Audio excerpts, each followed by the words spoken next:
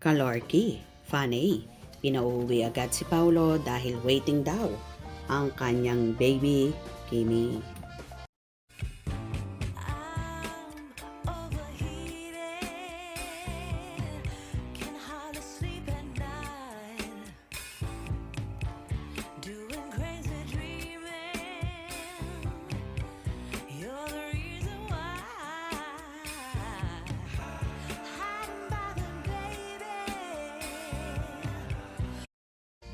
Nagbahagi nga si Paulo Abilino sa kanyang Instagram ng ilang larawan at video nakuha sa Sinulog Festival, hatid ng Welltech Philippines na isa nga sa ini-endorso ng aktor.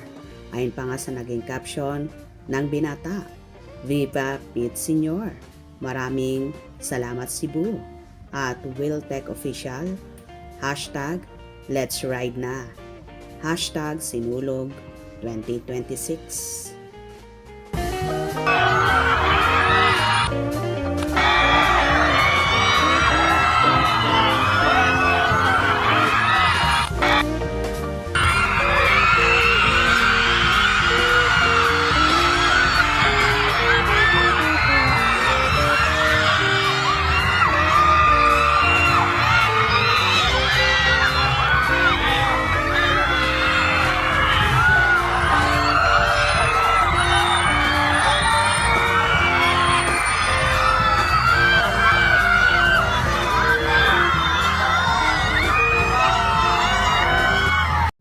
Inula naman ng samot-saring komento ang naturang post na yon ng binata.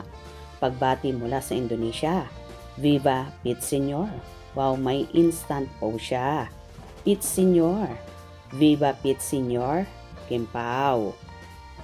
Viva Pete Sr. Paulo. OMG, so handsome. My idol at Pao Abilino. Ang Paugi. Grabe, nakaka-inlove. Noise. Pete Sr. Pao. Viva Pete Sr. Paulo. Nasa Cebu pa ba kayo? Viva Pete Sr. Paulo Abilino. Happy Viva Pete Sr. at Pao Abilido. My blessings be abundant this year and beyond for you and Kim. Viva Pete Sr. Guapo. Viva. Hu hu hu hu. Sorry babe. Wala ako dyan. Duty kasi. Hu hu hu hu. Pete Sr. Pao.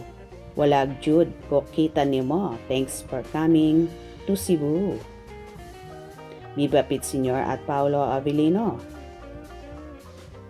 Grabe, nakakasilaw. Ang gwapo ni Paulo, siya lang ang isinisigaw ng mga tao. Kagwapo. So puogi. Viva Pete Sr. Paulo. Kayanin mo yan. Nanghihina ako. Ha ha ha ha. Charot. Kay gwapo naman talaga ni Sir Pao. Waiting na ang babe Chinita. Princess mo, uwi ka na daw agad. So handsome in person. Mahal na mahal ng Sibuyarn. Viva Pete Sr. Paugi Pao. O diba?